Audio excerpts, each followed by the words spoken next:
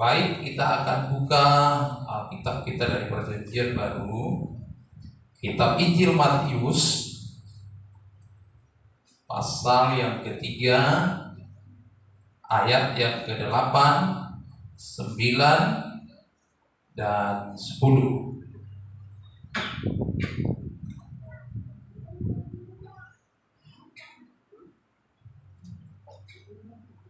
Sudah dapat, katakan amin.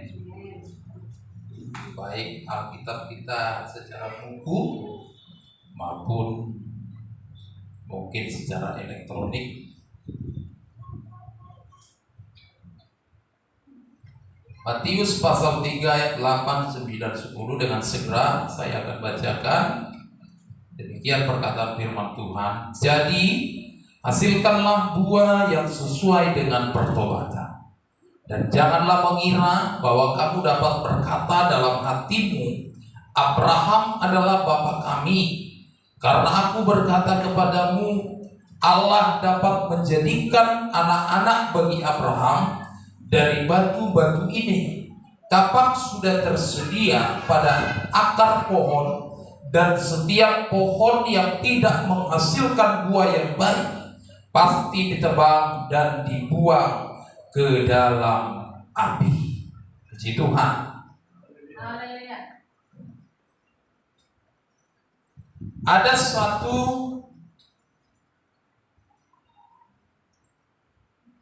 harapan Tuhan yang dicetuskan melalui hambanya yang bernama Yohanes Pembaptis. Di kala itu berkata, hasilkanlah buah yang sesuai dengan pertobatan. Nah tentu secara gamblang kita kan gampang menganalisa. Kalau ada buah yang sesuai dengan pertobatan, tentu ada buah yang tidak sesuai dengan pertobatan. Itu kan? Kalau ada buah yang manis, tentu ada buah yang asam. Kalau asin itu garam ya. Ada buah yang asam, ada buah yang kecut, ya. Ada buah nasapok do tay. Nano di rumah. Ya. Ternyata buah itu tidak semua manis. Ternyata buah pertobatan itu diharapkan oleh Tuhan harus sesuai dengan keinginan Allah itu sendiri. Sehingga pesan firman Tuhan katakan, hasilkanlah buah yang sesuai dengan pertobatan. Bagaimana orang yang sudah bertobat supaya berbuah? Asabada perbuena molodong siswa suara ikut tatap tori, ikut tasiram, tabuku. Nah jelas dan kinola tataram tapasopu somoni. Asa perbui.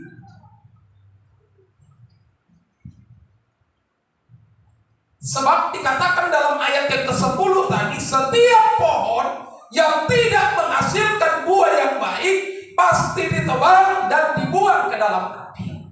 Pasti. Jadi tidak ada toleransi di sana. Kata pasti itu harga mati ya. Nah, apa pertobatan ini? Coba menurut saudara umat Tuhan, apakah yang dimaksud dengan pertobatan? Coba menurut kita dengan bahasa sederhana kita saja. Kira-kira umat Tuhan arti pertobatan itu apa sih? Salah enggak apa-apa. Molodong tabiki hata gak bertobat be sisa potibah enak. Torah mana dong di pikiran? berarti dia sudah nggak berubah bebana, nggak berubah bebana. Pertobatan adalah siklus kehidupan orang, di mana dari yang jahat menjadi baik, dari yang tadinya berbuat jahat dia mengalami perubahan-perubahan. Perubahan-perubahan itu akan nampak lewat buah-buah pertobatan itu. Jadi arti pertobatan secara sederhana terjadi perubahan, restorasi. Tentu bukan dari yang baik kepada yang jahat, tapi sebaliknya dari yang jahat kepada yang baik.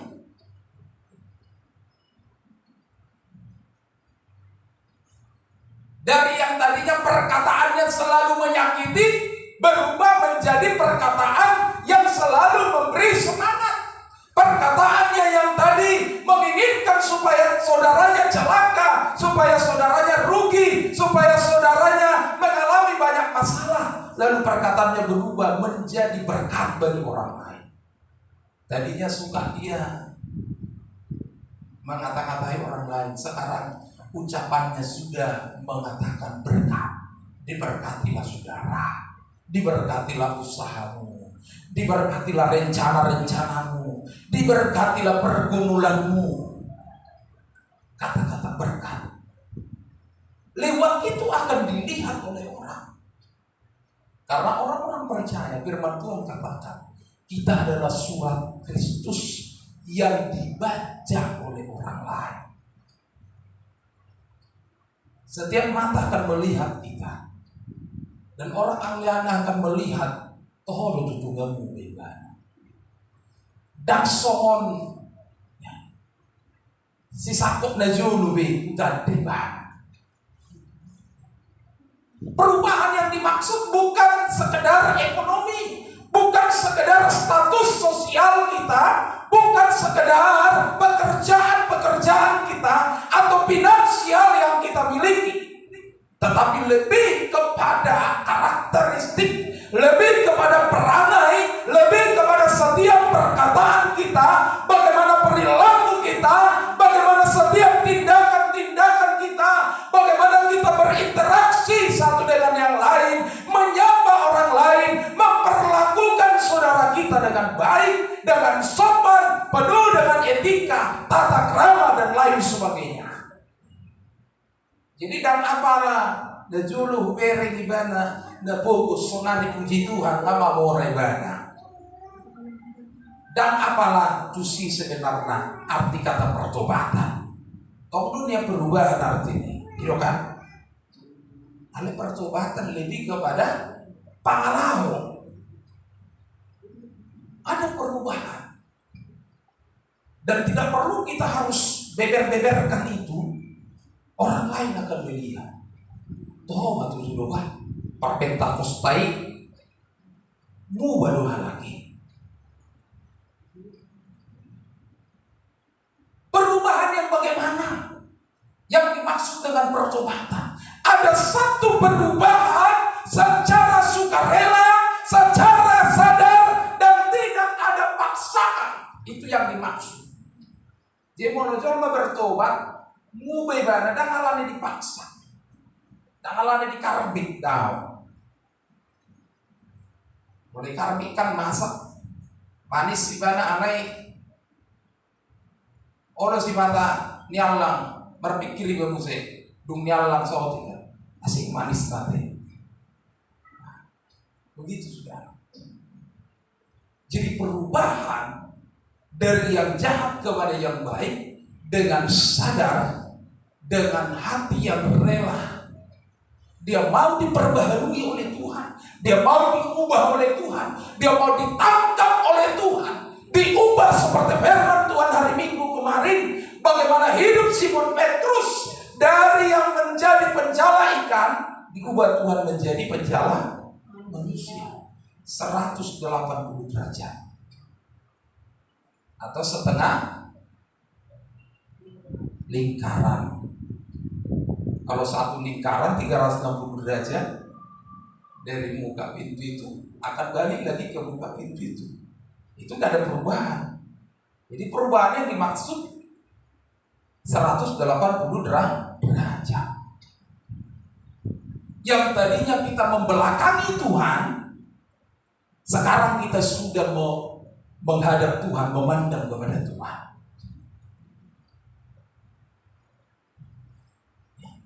Yang tadinya kita membelakangi orang-orang yang memusuhi kita, mau lewat datu dari kan. Sekarang kita sudah mau melihat wajahnya. Kulihat di wajahmu kemuliaan Tuhan. Yang tadinya ketika kita melihat wajah orang, bukan kemuliaan Tuhan yang ada, kebengisan, ya, keangkuhan, kesombongan, egois dan sebagainya. Tapi orang yang sudah bertobat, kalau engkau melihat wajah saudaramu, maka engkau akan melihat kemuliaan Tuhan di sana. Haleluya. Iya. Hari ini kita mau serius. Kadang, wah lupa, aku menjadi saudaraku. Orang lain, tapi saudaraku, semudar be, hari akan marah-marahi. Si mata dan biner be kemuliaan Tuhan di wajah apa? Abang niba, angin niba, botol niba, kakak niba. Ya, ini menjadi satu perenungan bagi kita. Nah, kalau engkau belum mampu melihat kemuliaan Tuhan dari lingkaran internal keluarga kita, keluarga inti kita secara khusus, nasakabona, adong tadi hubungan darah, persaudaraan kandung pun belum bisa kita melihat kemuliaan Tuhan, maka dipastikan atau jangan engkau bermimpi engkau akan bisa mengalami buah-buah pertobatan itu. Dan boleh kita berbuah secara pertobatan.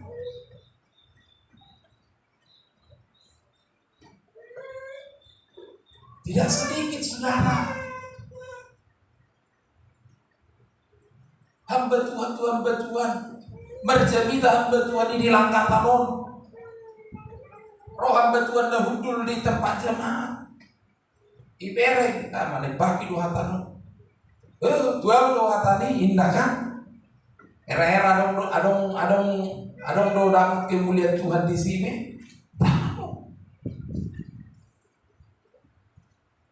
Belum tentunya tujuannya di mana. Nah, ini harus nampak lewat hidup kita.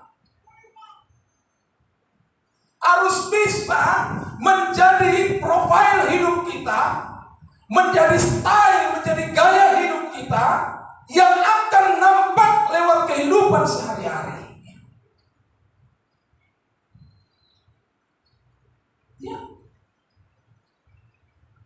Orang yang bertobat harus siap berubah. Harus memiliki janji kepada Tuhan. Saya mau berubah Tuhan. Pertanyaannya, sering orang gagal mengerjakan pertobatan ini karena motivasi dia bertobat adalah salah. Saya pernah katakan, ada orang bertobat, sian naparisak be. Memang alanan nalomate nambe bana. Alani dokter nama magdo ibana. Gebi umpir ibana dihatani dokter, sian dihatani firman Tuhan. Hampir mau hatani Tuhan madok bertobat, bahkan berulang kali dari bulan, dari tahun, berganti tahun. Hamba-hamba Tuhan pun sudah berganti-ganti menyampaikan firman tentang pertobatan. Dia tidak peduli, dia masuk kanan keluar kiri. Tapi ketika sudah dokter bilang, bapak tidak usah merokok lagi, nanti bapak tewas. Ya. Anak bapak belum kecil, kalau mungkin dia berkeluarga. Ya. Motivasinya bertobat. Anak mau mati namanya. Anak marsaid juga. Ya. Ada banyak motivasi orang lainnya harus bertobat tuh. Monotas usada-sada akan datang ke baturan. Kalau nomor saya dua,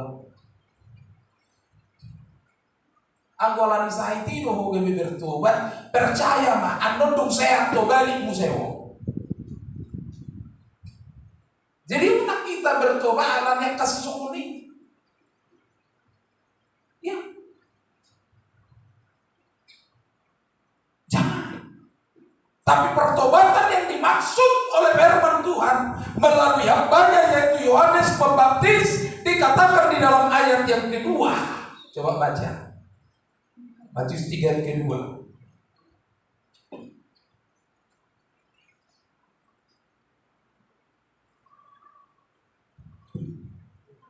Cepat.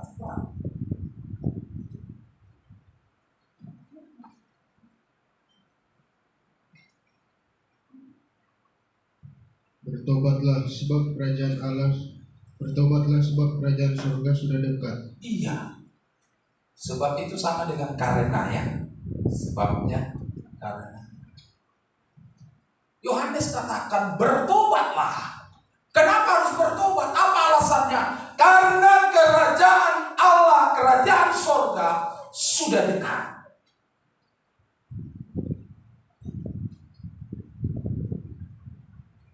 Bukan karena sakit.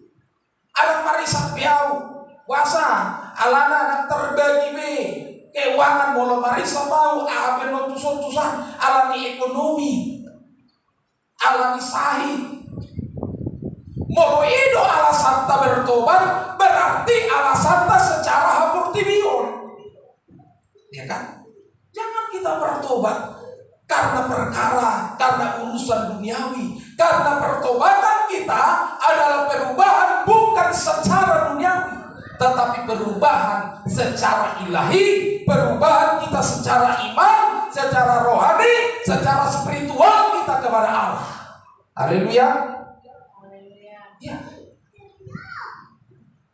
Ayam bualan itu berarti pertobatan duniawi kita. Ya. Hanya satu alasannya, karena kerajaan Allah, kerajaan surga sudah dekat. Artinya pertobatan kita itu harus berafiliasi, harus terkoneksi. Tujuan utamanya adalah karena surga. Karena kita merindukan kerajaan Allah itu turun atas hidup kita, menjadi bagian milik kita ketika Yesus Kristus kedua kali Maranatha datang ke dunia. Alani hidup. Nang adong alasan-alasan ang kanalay.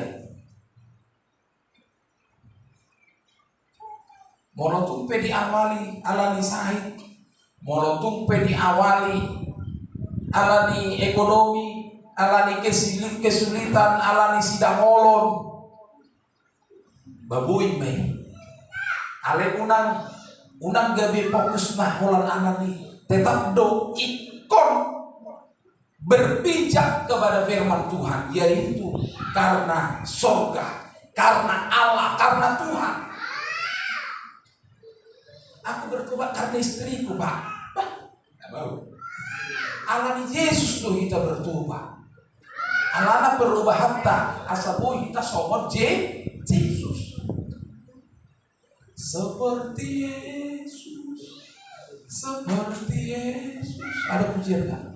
Itu saja yang ku minta. Bertobat kita asal dulu kita somot Tuhan. Pangalahon ta somot pangalahon ni Tuhan. Angka papenata asal pun kita udah somot dari udah ni Tuhan. Apakah Tuhan pernah berlaku yang tidak baik? Tidak. Karena dia gado di udah Tuhan. Dihaji di bebana tetap dengan diulang. Selalu Tuhan Yesus dicoba ingin dijebak oleh orang-orang Farisi, tetapi Tuhan Yesus tetap membalas dengan kebaikan. Disinilah nanti nampak. Kalau kita tetap baik walaupun orang sudah menyakiti kita, maka orang lain akan stres sendiri melihat kita. dan masalah HP di mana, dan terganggu di mana, HP coba memprovokasi di mana, tetapi di mana burjuk bawah, lama-lama dia akan malu sendiri lewat profil hidup kita. Apa yang sudah kita taburkan kebaikan-kebaikan itu, dia akan menyadari sendiri, dan itulah yang akan menjamah hatinya sehingga dia ditangkap oleh Tuhan, diubah oleh Tuhan. Dan saudara kasih dalam nama Tuhan Yesus Kristus, apa yang mendasari Yohanes Pembaptis mengatakan kalimat ini, bertobatlah dan hasilkanlah buah yang sesuai dengan pertobatan. Ketika pada saat itu di Sungai Yordan, semua orang-orang banyak percaya dan menerima Yesus lalu dibaptis. Tetapi tidak disangka-sangka orang-orang Farisi pun datang, orang-orang Saduki pun datang. Tentu kita tahu orang-orang Farisi itu bagaimana karakternya. Mereka lah orang-orang yang selalu berbuat pasif, berbuat yang tidak pernah baik. Orang-orang Saduki adalah orang-orang yang tidak mengakui kebangkitan Yesus Kristus. Kalau kita sudah tidak mengakui kebangkitan Yesus, berarti kita tidak mengakui dia hidup, dan kita juga tidak mengakui dia naik ke surga. Kita juga tidak mengakui dia sedang menyediakan tempat di surga bagi kita, dan kita juga tidak mengakui dia akan datang nanti kali kedua. Emolo hari haheun itu apa? Datang porsiai, berarti seterusnya datang porsiai di mana? Idola bakalnya. Seluruh rangkaian cerita tentang perjalanan Yesus pun kita sudah tidak akui lagi. Pihak-pihak Farisi dan Saduki datang, sehingga Yohanes Pembaptis katakan,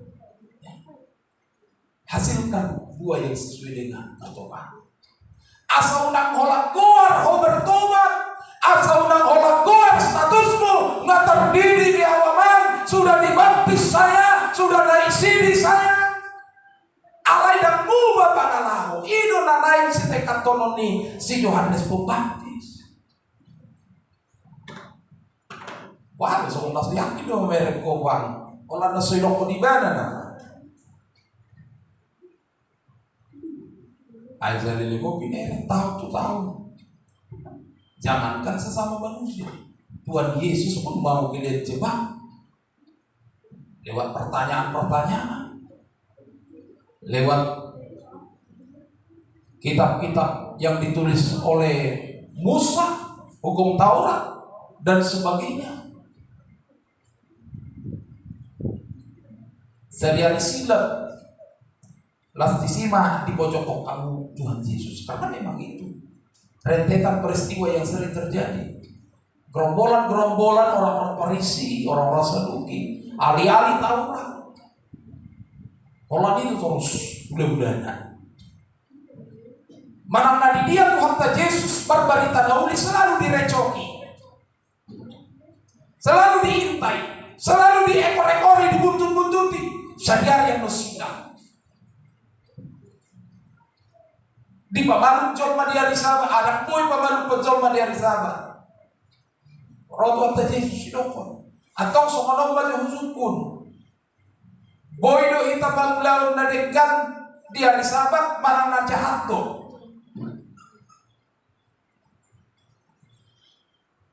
Belongang jolma, benadegan do atau kalau pamaluk penjolma na marsai, nadegan do manang na jahati, nadegan atau boydo.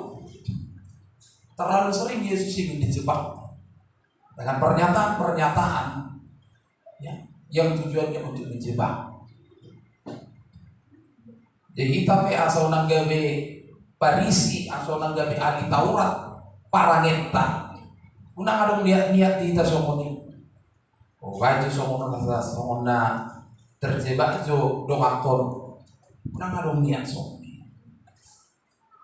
Mula songonino adong terbesit di pikiran tadi rohanta.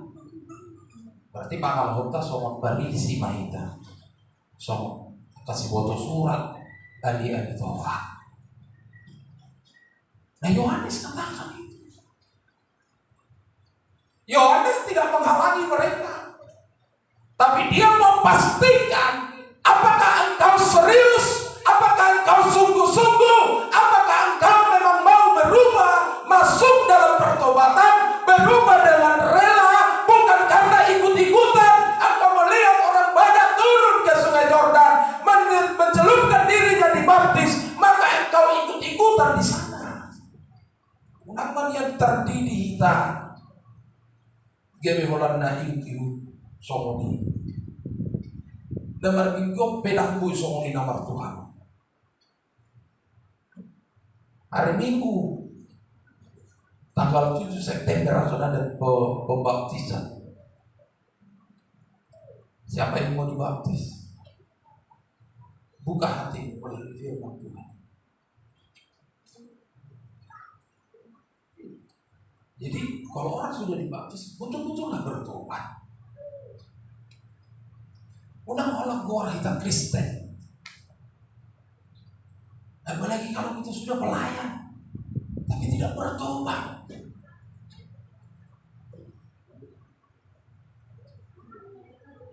Di Pentakosta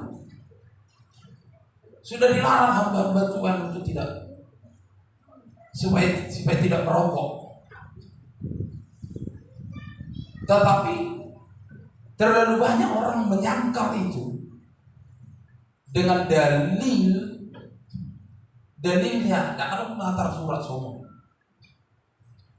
Tohode.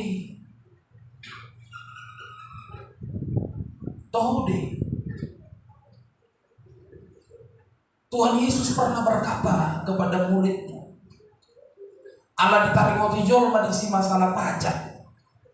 Udah manggar baca kamu, nilai manggar baca. Rome bari itu komatu sisiana. Lama jauh stok itu sungayan. Makai majoloho. Ano den kita perjolo dakomu buka madi mulut di deke. Adong masih non kepingan uang. Ada 4 dirham, 2 dirham madiho, 2 dirham mayau. Garar mai asa unang gabe batu sandungan kita tuna torong. Ya.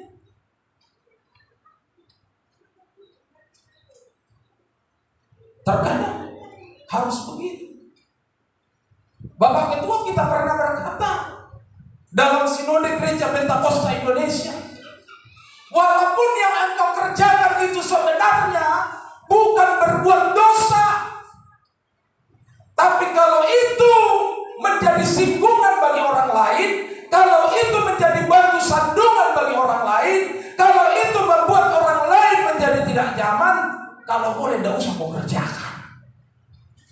Toh udah pernah itu datang surat mungkin lebih dan dosa ini. Ale mulu gabi tergasik dotol maulan halani pasomai hindari. Mula batita, kalau dong mau di kode tua boy, dan merjuji ausi, dan marisa audisi, mungkin saya agak hobi untuk main catur, tidak taruh-taruhan saudara. Alai mulu gawe asing do penilian di jemaat, utama langkah kobar. Ya, asapui terida buah-buah bertobatan. Memang akan dosa daulah. Itu yang dimaksud Bapak Ketua kita. Senada dengan apa yang dikatakan oleh Yesus kepada muridnya, asal dan gabe sandungan kita di nakoro garar hope tahu isolanya. Soalnya di gudangnya. Saya coba buka Google, saya buka. Berapa sih 1 dirham itu? Saya lihat sekitar 4.000 sekian rupiah. Kalau 2 dirham katakan saja lah 10.000. Bisa 10.000 udah cucu. Salah, mau 2 halak 20.000. Anggoin alani do gawe adem suasana. Kenapa kita susah untuk melakukan itu? Betul apa enggak?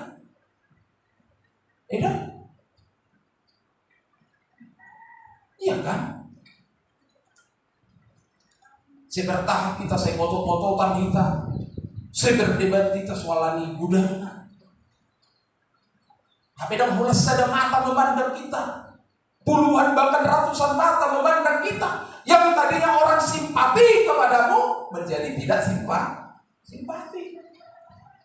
Harga 10.000 itu tidak ada apa-apanya dibandingkan orang lain simpati kepadamu. Itu kan? Sepakat nggak gitu sih?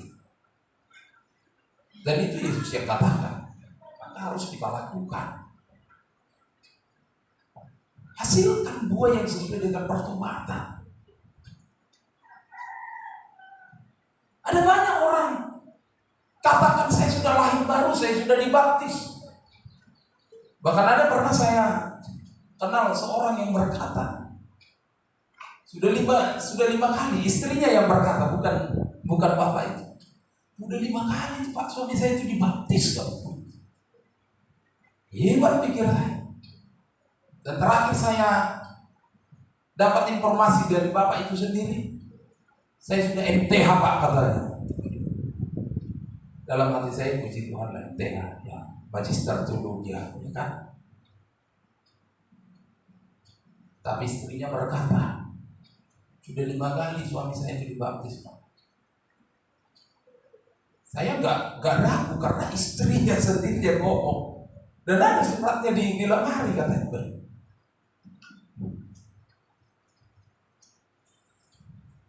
Apa ini pikir saya. Jadi bahari di mana bertobat, jahat lagi, berulang-ulang kali.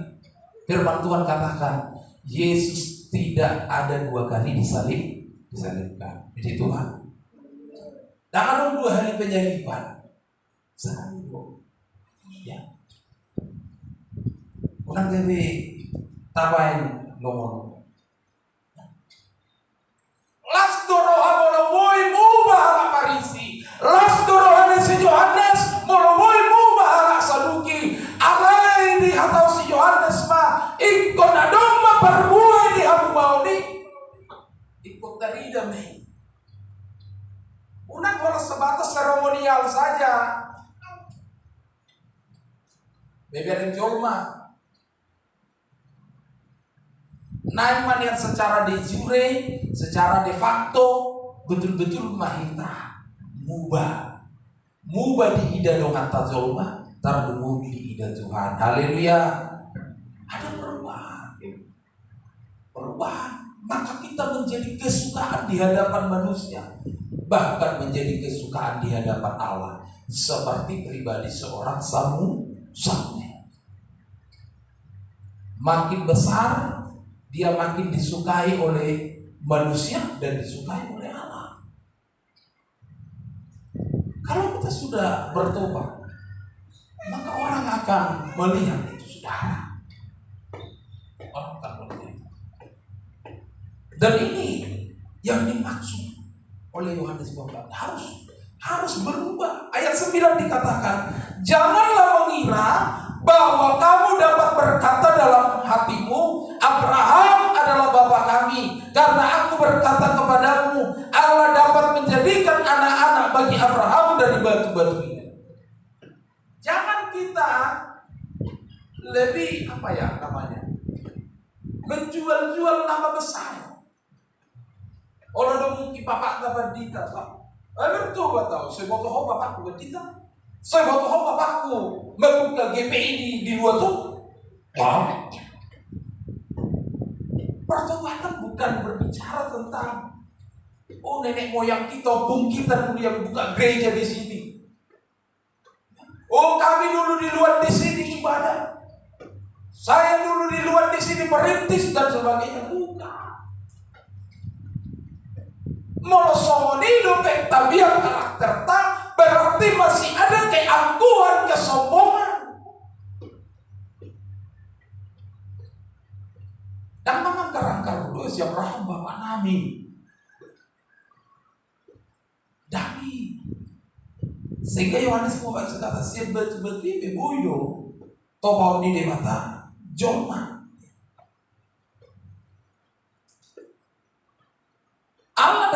menjadikan anak-anak bagi Abraham dari batu-batu ini.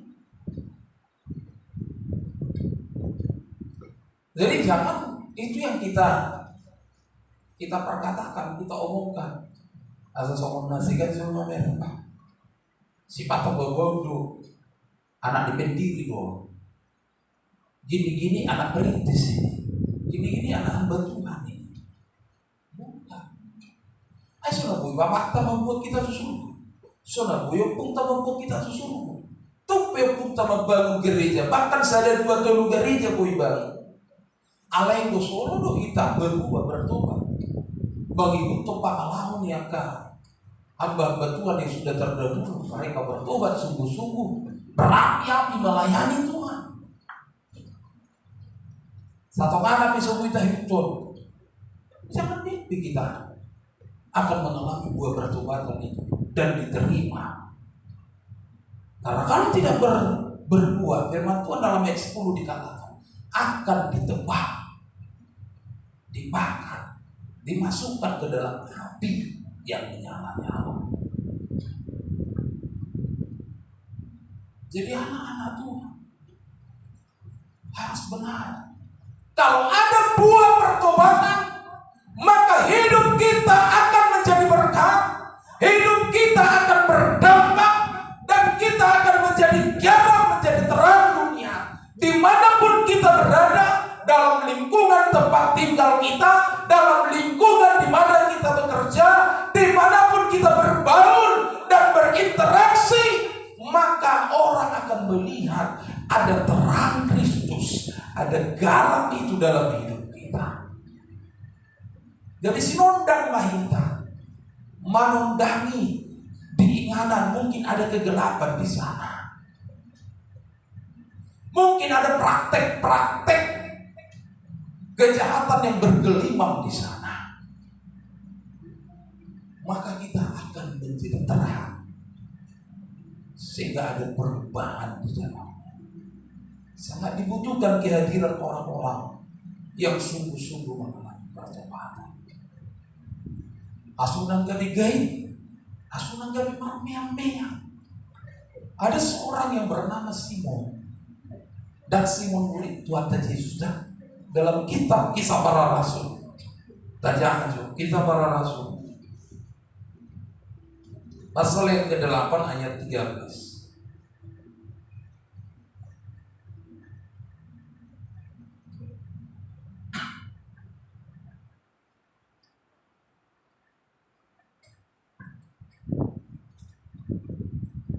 Kisah Para Rasul 8 ayat 13.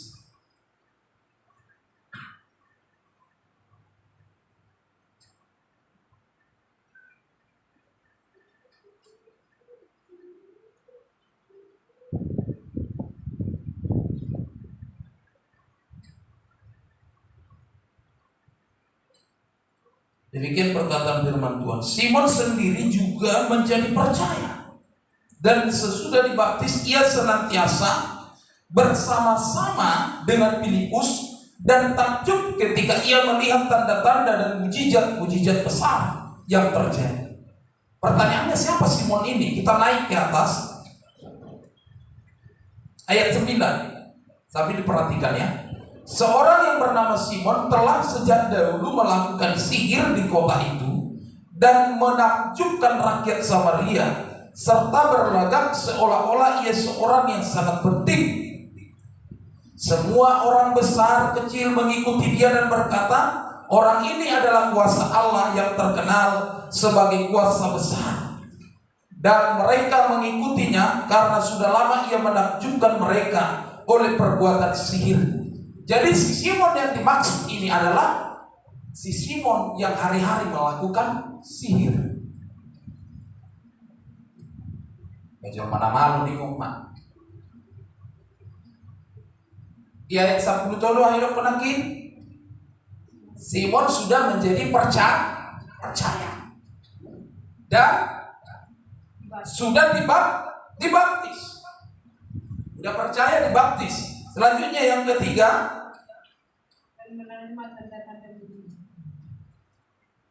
dan senantiasa bersama-sama dengan Filipus.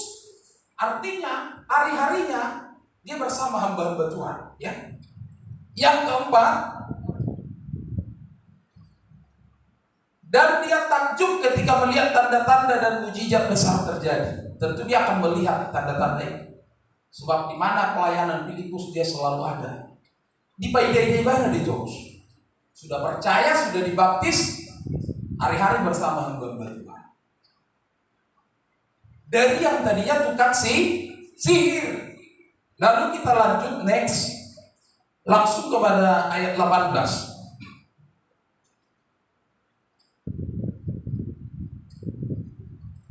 Ketika Simon melihat bahwa pemberian Roh Kudus terjadi oleh karena rasul-rasul itu menumpangkan tangannya, ia menawarkan uang kepada mereka serta berkata, berikanlah juga kepadaku kuasa itu supaya jika aku menumpangkan tanganku ke atas seseorang, ia boleh menerima Roh Kudus. Tetapi Petrus berkata kepadanya, binasalah kiranya uangmu itu bersama-sama dengan engkau, karena engkau menyangka bahwa engkau dapat membeli karunia Allah dengan uang. Tidak ada bagian atau hakmu dalam perkara ini, sebab hatimu tidak lurus di hadapan Allah. Jadi bertobatlah dari kejahatanmu ini dan berdoalah kepada Tuhan supaya ia mengampuni niat hatimu ini.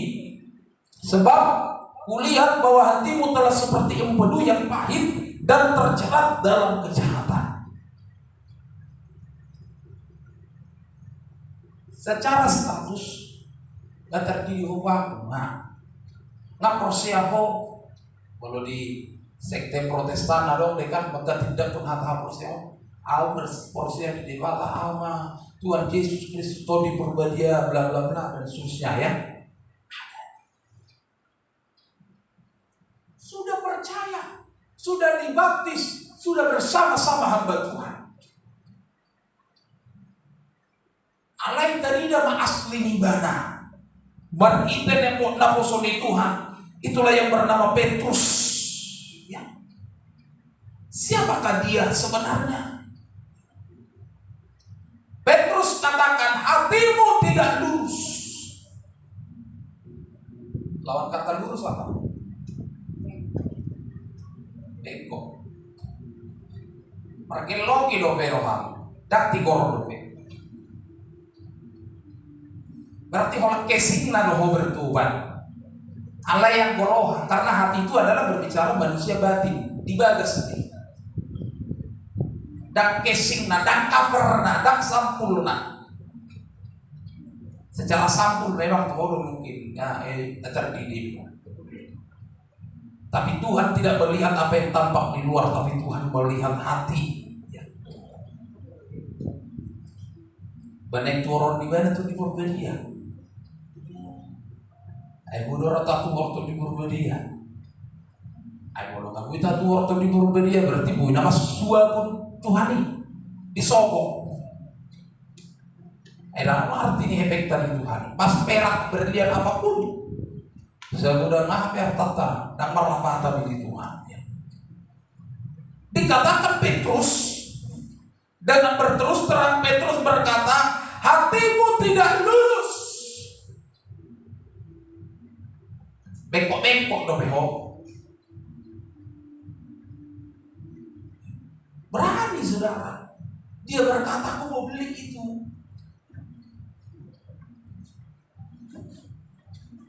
Yang kedua Petrus katakan,